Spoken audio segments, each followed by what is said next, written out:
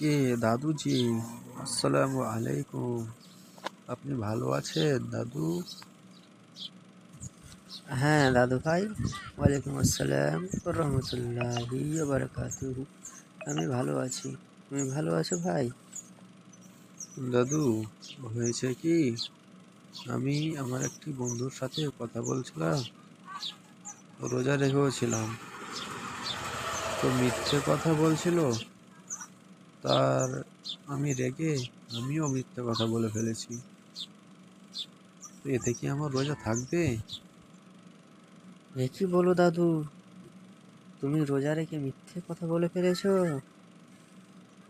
নবী করিম সাল্লাল্লাহু আলাইহি ওয়াসাল্লাম বলেছেন, যে ব্যক্তি রোজা রেখে মিথ্যা বলবে এবং কুকর্ম কাজ করবে, ওই রোজাদারের আল্লাহ রাব্বুল আলামিনের কোনো প্রয়োজন নাই যে সেই ব্যক্তি খেয়ে থাকুক কিংবা না খেয়ে থাকুক।